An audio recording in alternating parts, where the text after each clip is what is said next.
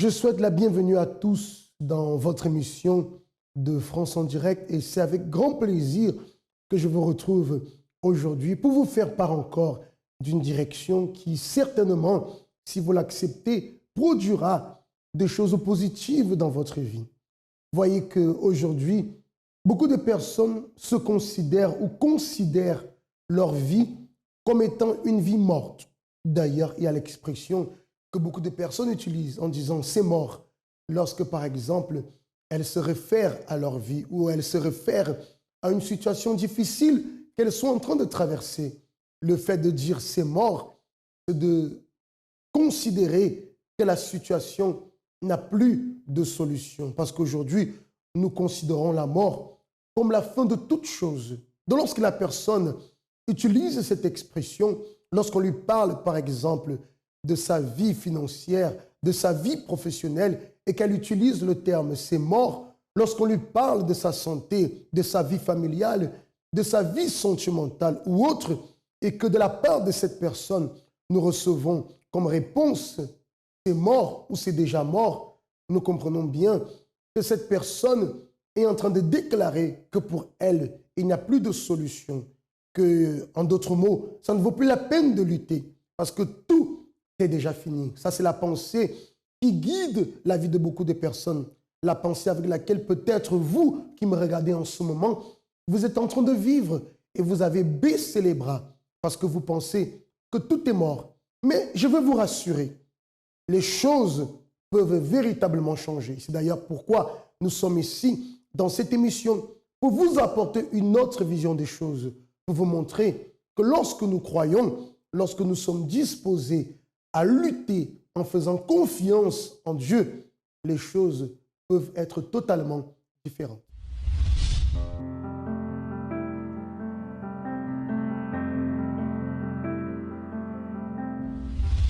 Marie-Claire, comme c'est le cas de beaucoup de personnes, considérait sa vie comme étant morte. Pourquoi?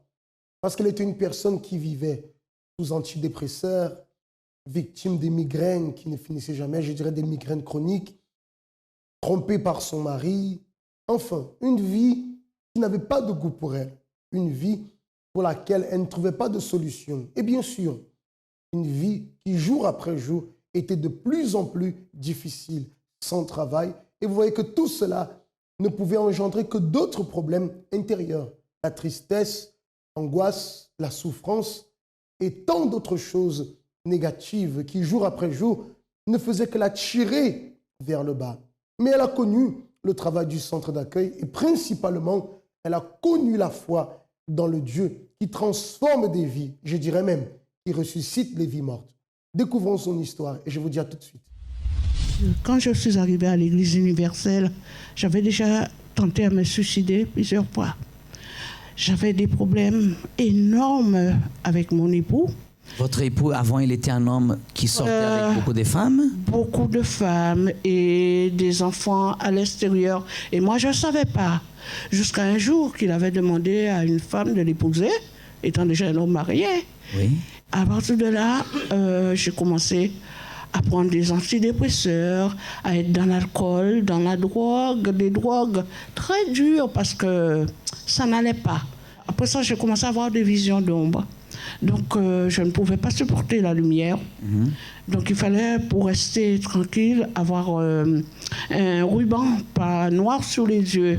Donc, je pouvais rester que dans le noir. Une fois que je sortais dehors, je commençais à paniquer. J'avais peur dehors. Quand j'arrivais à un endroit où il y avait du monde, je fuyais. Il fallait que j'aille me cacher quelque part pour ne pas voir du monde. Et c'est ainsi que je suis arrivée à l'Église universelle de Montreuil. Et quand je suis arrivée à l'Église universelle, j'avais la dépression. Je ne travaillais pas. Et je vivais accoucher de mon mari. Et comme moyen de subsistance, c'était l'allocation d'handicap de ma fille que je percevais. Et j'ai entendu parler de la campagne d'Israël. Quand je suis arrivée, j'ai dit, bon, je vais sacrifier. Et quand j'ai déposé ce sacrifice, ce qui s'est produit, c'est l'Éducation nationale, après pratiquement 9 ans, ils m'ont cherché, ils m'ont téléphoné et on m'appelle, on me donne un poste de OP presque à côté de chez moi. Je suis arrivée aujourd'hui, je suis fonctionnaire territorial, première classe, j'ai tout. J'ai rêvé d'avoir une très belle maison en Guadeloupe. Dieu me l'a donnée, cette belle maison que je rêvais, mais c'était un rêve pour moi. Dieu me l'a donnée à travers mon sacrifice. Ensuite, la maison que j'habite dans Montreuil m'appartient, je l'ai achetée, elle m'appartient. Ma vie avec mon mari, très bien, parce qu'il est à la retraite, ça vient changer, on est bien, les enfants, se débrouillent très bien. Écoutez une chose, Oui.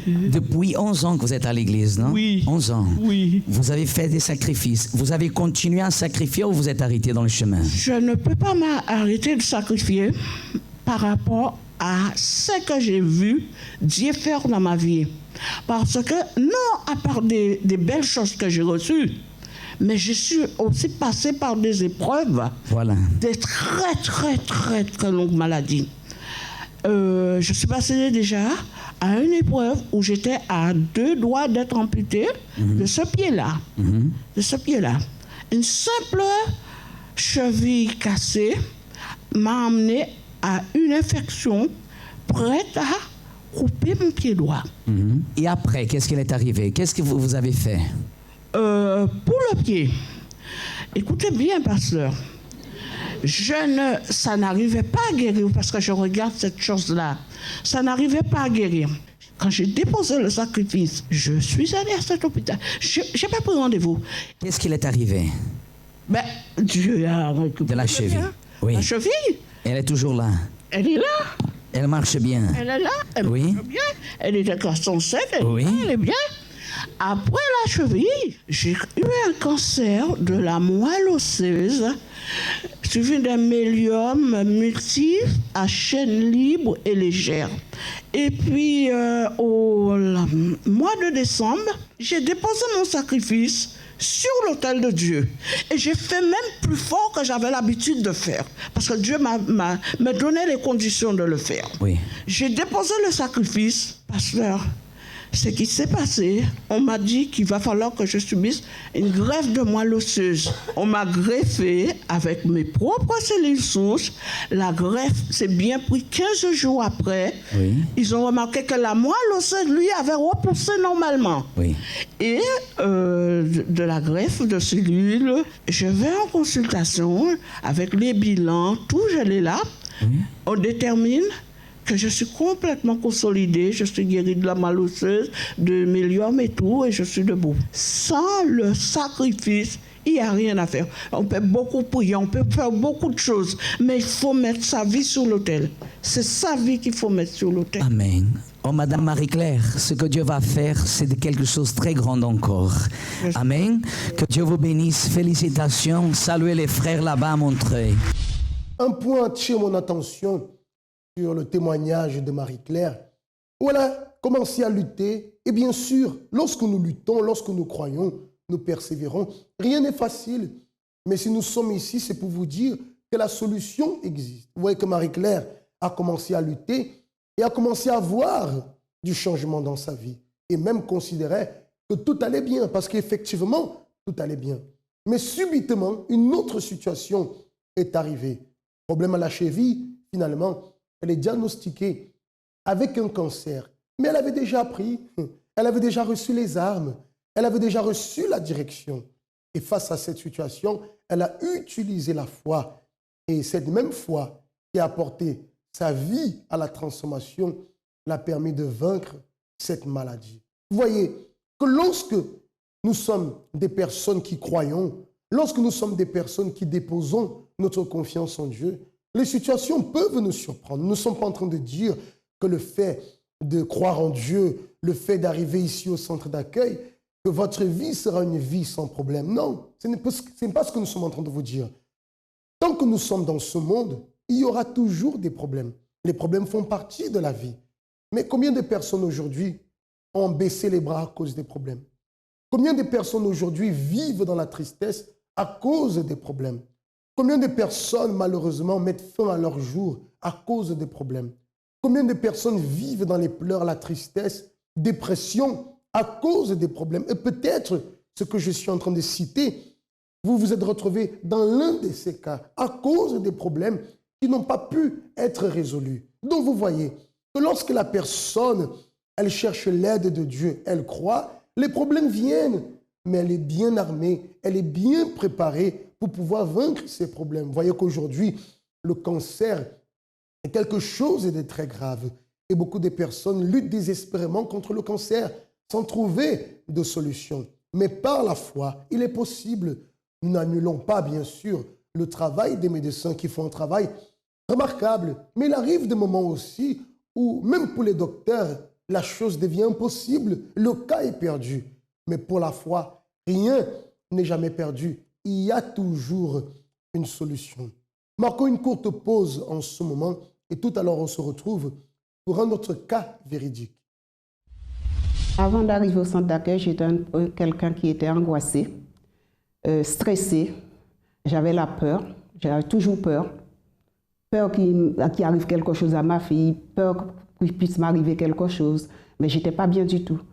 Et ça n'allait pas dans ma vie. Et j'étais toujours énervée au travail par rapport à mes collègues. Et ça n'allait pas, j'étais toujours en colère. Il y avait toujours beaucoup d'engueulades, on s'engueulait tout le temps, ça n'allait pas.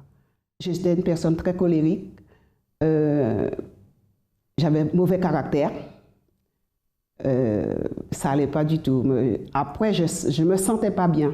Quand je me mettais en colère, et après, comme si un jour, comme s'il y a quelque chose qui s'est passé dans ma tête, comme si le sang allait monter. Et je me suis calmée. Et après, ça a été. J'ai vécu 7 ans avec le père de ma fille. On vivait ensemble. Et au bout de la 8e année, on vivait ensemble. Il est parti, il m'a quitté. Il est parti en vacances aux Antilles. Et il s'est marié. Il m'a laissé dans la maison où on vivait. Je ne savais pas qu'il allait se marier. J'ai su ça après. Un jour qu'il a envoyé un courrier, il a téléphoné à une voisine pendant que j'étais dans la maison. Et il a dit à la voisine est venue me chercher au marché en me disant voilà, j'ai reçu un courrier de père de ma fille, de ta fille. Il m'a dit qu'il allait se marier le samedi. Ah, j'ai dit ah bon? Mais lui, il ne m'avait rien dit. Et dans le courrier, il a marqué je vais me marier, ça me fait de la peine pour Huguette, mais la vie ne s'arrête pas là. Alors j'ai senti la colère en moi, la haine. Si je pouvais lui, s'il était en face de moi, je ne sais pas ce que j'aurais fait. Tellement que j'étais en colère, parce que quand il aurait pu me le dire, mais il ne m'a rien dit. Et j'avais ma fille avec moi. Et quand j'ai su ça, comme j'avais une petite maison que je n'avais pas laissée avant, quand j'étais plus jeune, je payais ce loyer-là, je ne l'avais pas laissé. Et quand j'ai déménagé, et je suis allée habiter dans la maison. Mais avant de partir, j'ai fait plein de trucs dans la maison. Dans la maison où on vivait, j'ai fait plein de choses que je n'aurais pas dû, mais j'ai fait quand même. J'ai déchiré tout le papier, le papier qui était sur le mur. Enfin, j'ai fait plein de choses dans la maison, avant de partir de la maison. J'étais malade aussi. Là, cette année, j'étais malade, j'étais hospitalisée à l'hôpital Beaujon. C'est mon docteur qui m'a envoyé à l'hôpital Beaujon en urgence parce que je lui avais expliqué que j'avais mal sur mon côté, sur le côté du visage. Et quand elle m'a consultée, elle m'a dit qu'il fallait aller en urgence à l'hôpital parce que pour elle, elle ne m'a pas dit ce que c'était. Elle ne m'a rien dit parce que je rigolais. On dirait qu'elle avait pas elle croyait que j'y allais, je ne vais pas y aller. Mais je suis allée quand même. Elle m'a dit de téléphoner à ma famille, de dire à ma famille que je vais en urgence à l'hôpital. J'avais un manque de confiance en moi. J'avais peur d'affronter les responsabilités. C'est une peur que j'avais en moi. J'avais peur de ne pas y arriver. Pour moi, je ne me trouvais pas capable d'avoir des responsabilités. J'avais une peur, je ne pouvais pas faire. Je me sentais triste, oui. À un moment, je me sentais triste et seule. Votre vie aujourd'hui peut paraître un véritable chaos. Vous pouvez aujourd'hui vous considérer même comme un cas totalement perdu. Peut-être même à vos yeux, vous vous dites « personne ne peut rien faire pour moi. Pour moi, c'est fini. Je suis né pour souffrir. Ça, c'est mon destin. Ça, c'est ma croix. Ça, c'est mon karma. » laissez-moi vous arrêter dans cette façon de penser. Permettez-moi de m'interposer. C'est faux. C'est faux. J'ose affirmer cela. C'est faux. Votre vie peut changer. Peut-être tout le monde autour de vous vous fait comprendre qu'effectivement vous êtes un cas perdu. Peut-être tout le monde vous encourage dans ce sens. Mais excusez-moi, nous n'allons pas vous encourager dans ce sens parce que nous savons que votre vie peut changer. Et ce serait pour nous, de notre part, un mensonge que de vous dire que oui, effectivement, vous êtes un cas perdu. Votre vie n'a plus de solution. Lorsque ici, nous voyons tant de personnes qui ont connu des situations terribles, des choses considérées même impossibles, des situations desquelles elles ne pouvaient pas s'en sortir naturellement. Mais lorsqu'elles ont cru, elles ont voulu ce changement, elles ont cru que Dieu pouvait les aider, elles ont déposé leur confiance en obéissant, je dirais, en mettant en pratique les conseils qu'elles ont reçus. Le changement est là. Face à toutes ces vies transformées, devant un si grand nombre de témoins et de témoignages, comment continuer à accepter qu'il y ait des personnes qui souffrent et qui affirment que pour elles, il n'y a pas de solution? Ce serait une injustice de notre part envers vous. Raison pour laquelle je vous affirme que votre vie peut changer. Huguette aussi pensait que pour elle, il n'y avait plus de solution. Pensait que sa vie était finie parce qu'elle était une personne qui souffrait énormément. Je n'entre pas en détail, je vous laisse vous-même découvrir son histoire en ce moment. Je suis arrivée au centre d'accueil parce que c'est ma fille qui m'a amenée au centre d'accueil. Quand je suis arrivée au centre d'accueil, j'étais là, je regardais, je ne participais pas. J'étais assise là, je ne priais pas, j'étais là. Et après, petit à petit, ça a commencé, je venais tout le temps à l'église et après, ça m'a intéressée. Je me suis sentie bien après. J'ai commencé à prier, je priais, je faisais les propos, je priais tout le temps. Je participais aux chaînes de prière qu'on fait à l'église. Ma santé, j'ai été hospitalisée au mois de mars. Je suis à l'hôpital Beaujon, on m'a envoyé en urgence à l'hôpital. Ils ont peut-être pensé que je faisais une AVC, mais ils ont vu que ce n'était pas ça. Mais je suis restée 6 jours à l'hôpital. Et après, je suis sortie, ils m'ont donné des médicaments.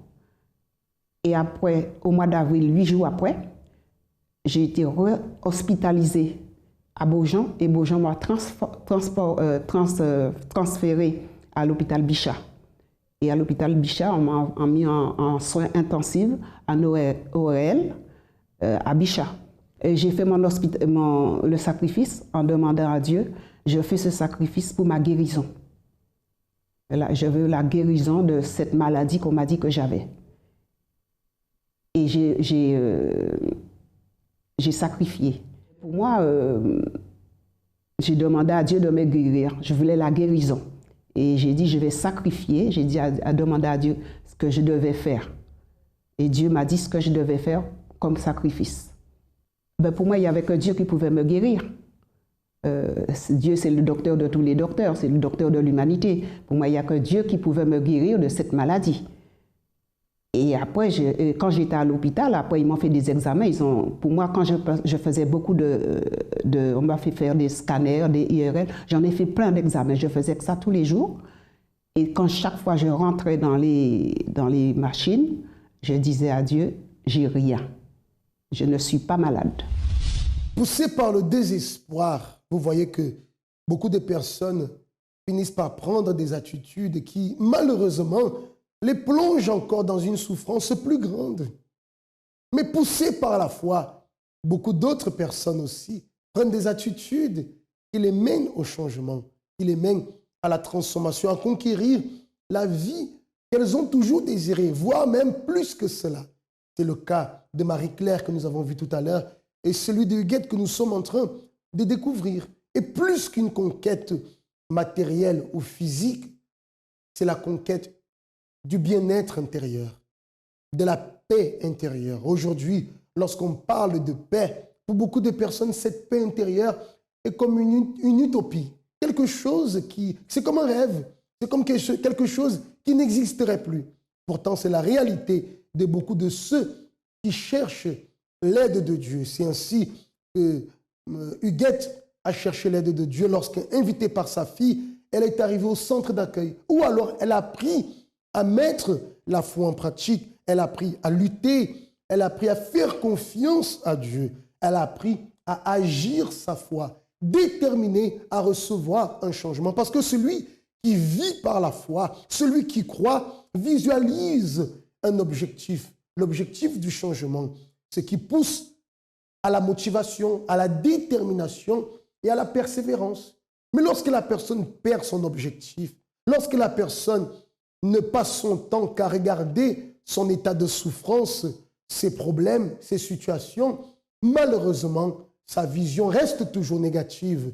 Elle se laisse donc aller dans la situation et plonge dans la souffrance. Mais Huguette a su visualiser ce qu'elle voulait pour sa vie, la guérison totale, un rétablissement total de sa vie, et en luttant dans la foi, elle a pu obtenir un véritable changement que je vous laisse découvrir en ce moment. Alors maintenant, ma vie, ça va, je suis bien, j'ai confiance en moi, j'ai pas peur, je suis tranquille, j'ai la paix en moi. Et quand je prie, je demande à Dieu toujours d'avoir de la paix et la sagesse à l'intérieur de moi. J'ai pardonné à mon ex-conjoint. Je ne fais plus de cauchemars, je dors bien la nuit, je ne fais plus de cauchemars, tout va bien. Je ne suis plus nerveuse, je suis calme, je suis bien. Je ne fais pas comme avant, je parle calmement aux gens, des fois je parle même pas. Je suis très calme maintenant. Ma santé, justement, j'ai été guérie. J'avais des problèmes à l'oreille, je n'entendais pas dans les oreilles. Je suis allée voir un otorino qui m'a dit, ça fait des années, j'avais ça, mais j'avais peur de mettre un appareil. Et là, j'ai décidé d'aller voir l'otorino et il m'a dit que je n'entends pas dans les deux oreilles. J'ai dit, ah bon? Et il m'a envoyé voir, je ne sais plus le nom des gens qui prennent les empreintes pour mettre des appareils. Ça, c'était au mois de novembre. Et quand je suis allée le voir, il m'a dit, bon madame, et en plus les appareils coûtent très cher. Il a pris les empreintes et il m'a dit de venir chercher l'appareil le jeudi d'après, parce que j'étais venue le mardi ici et j'ai assisté à la réunion du mardi. Et le mardi d'après, je devais avoir les deux appareils. Et le mardi, quand je suis venue, le pasteur a prié sur moi. On est monté sur l'autel et je suis tombée.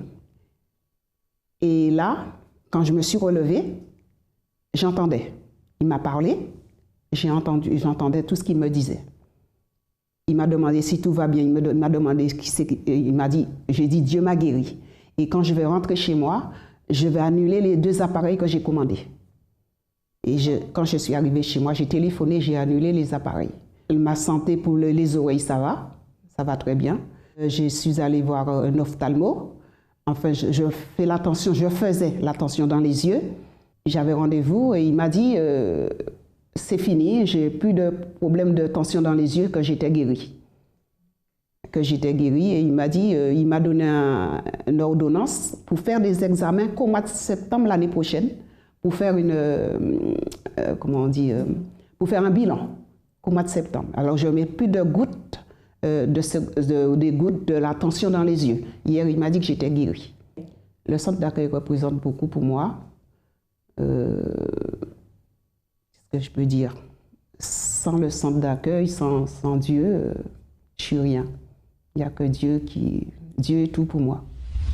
Tant de vies rachetées, cher ami, tout cela à cause d'une simple décision. La décision de croire et la décision de lutter. Avez-vous déjà pris votre décision? Vous avez le choix. Ou la décision de continuer à dire que votre vie est morte et qu'il n'y a plus de solution. La décision de vous lamenter ou même de chercher des coupables pour votre souffrance. Ou la décision de lutter. Si tous les chemins vous ont été fermés, alors comprenez qu'en ce moment, une porte s'ouvre devant vous pour vous donner une direction afin que vous puissiez trouver la solution, la vie que vous désirez, que vous avez toujours désiré et que par vos propres moyens, vous n'avez pas pu réussir. C'est la raison pour laquelle les portes du centre d'accueil sont ouvertes tous les jours. Tous les jours. Et nous avons plusieurs centres d'accueil d'ailleurs sur tout le territoire où vous pourrez apprendre à agir votre foi. Et si vous désirez d'ailleurs notre aide, en ce moment même, vous pouvez noter l'ami 24 heures, le numéro, où un conseiller vous attend déjà pour pouvoir vous écouter et vous donner toutes les directions dont vous avez besoin pour pouvoir vous en sortir. C'est le 01 53 35 85 12. Et comme Huguette a pu recevoir des directions qui l'ont béni, vous aussi, vous allez recevoir des directions qui apporteront des véritables résultats dans votre vie. Vous voyez qu'aujourd'hui, elle est une personne totalement épanouie. Elle a vaincu la nervosité. Elle est totalement guérie, totalement transformée. Vous voyez qu'il n'y a pas de cas perdu.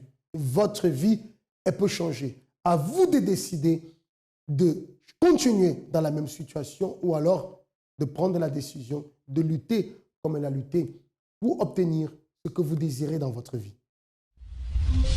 Dans tous nos centres d'accueil, chaque mardi a lieu la réunion Santé restaurée. Une réunion de foi et d'orientation spécifique pour toute personne atteinte d'une maladie incurable ou contre laquelle aucun traitement n'a été efficace jusqu'alors. Pour toute personne souffrant depuis une longue période de douleurs persistantes dans une ou plusieurs parties du corps sans qu'on en trouve la cause réelle. Si vous subissez l'un de ces points, rendez-vous dans l'une de nos réunions hebdomadaires pour recevoir des conseils efficaces alliant votre foi à la médecine. Centre d'accueil. Nous vivons ce que nous enseignons, nous sacrifions pour ce dont nous rêvons. Nous sommes au terme de notre émission et je remercie tous d'avoir pu participer. Et surtout, n'oubliez pas, tous les jours, les portes du centre d'accueil sont ouvertes. Et pour vous qui désirez entrer en contact avec nous pour avoir un peu plus d'informations ou savoir quel est le centre d'accueil qui est le plus proche de chez vous, vous avez l'ami 24 heures qui s'affiche, le 01 53 35 85 12. Et demain même, je vous invite à participer dans l'une de nos réunions du centre d'accueil Réunion qui vous apportera l'aliment intérieur dont vous avez besoin pour vous donner courage, force, pour vous ouvrir la vision parce qu'une nouvelle vie vous attend. À très bientôt.